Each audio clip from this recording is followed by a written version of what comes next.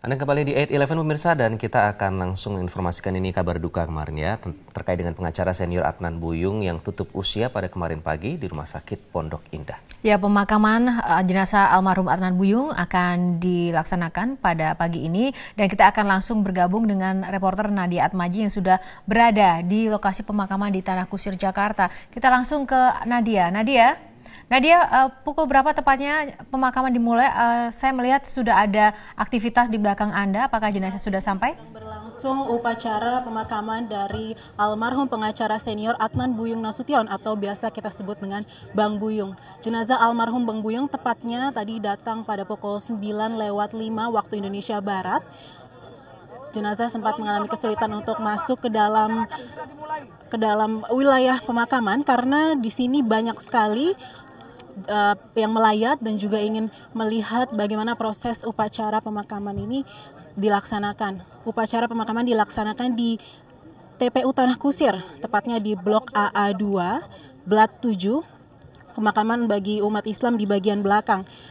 Jenazah dibawa dari rumah duka Poncol Lestari, Lebak Bulus, Jakarta Selatan sejak pukul 9:04. Maksud kami pukul 8:04. Ia meninggal karena gagal ginjal di Rumah Sakit Pondok Indah kemarin pukul 10 pagi dan kemudian langsung disemayamkan di rumah duka di Poncol, Jakarta Selatan. Saat ini sedang dilaksanakan persiapan untuk pelaksanaan upacara secara militer. Meskipun beliau adalah berasal dari sipil, upacara pemakaman kali ini dilaksanakan secara militer karena ia pernah mendapatkan penghargaan Bintang Mahaputra saat ia berada dalam Dewan Pertimbangan Presiden di kepemimpinan Susilo Bambang Yudhoyono di tahun 2010.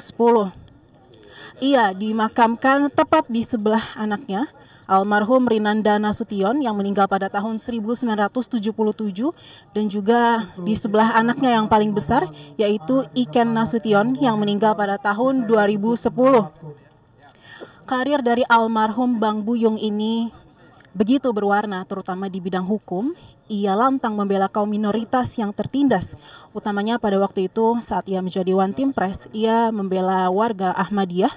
Kemudian ia juga menjadi salah satu garda terdepan dalam membela korban pelanggaran HAM saat masa Soeharto.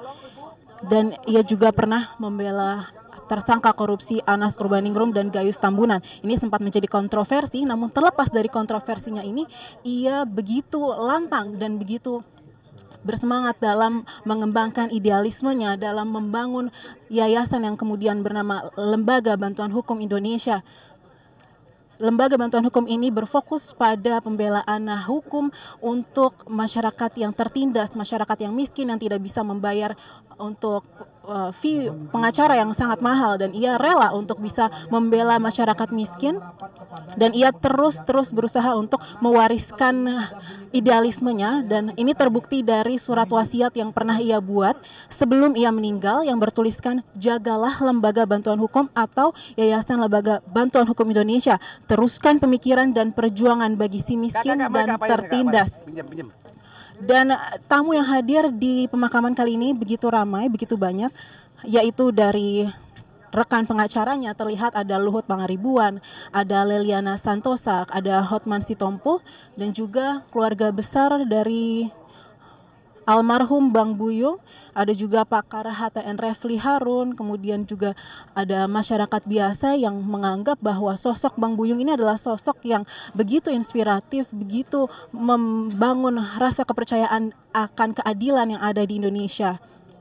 Karakter beliau, kami telah berbincang juga dengan keluarganya, terutama dari cucunya, kemudian keponakannya, mengatakan bahwa sosok Bang Buyung almarhum ini adalah sosok yang agamanya begitu kuat, kemudian mempunyai rasa sosial yang begitu menginspirasi warga lainnya, dan juga tegas, jujur, dan berani dalam membela hukum di Indonesia. Kiprahnya di dunia pemerintahan juga tidak lagi diragukan, yaitu adalah dengan menjadi anggota Dewan Pertimbangan Presiden, dengan menjadi Ketua Umum YLBHI, Ketua DPP Persatuan Advokat Indonesia, Direktur LBH, kemudian pernah juga menjadi anggota DPRS dan MPRS, dan juga pernah menjadi Kepala Humas Kejaksaan Agung. Saat ini upacara akan segera dimulai dan dipimpin langsung oleh Menteri Perekonomian Darmin Nasution.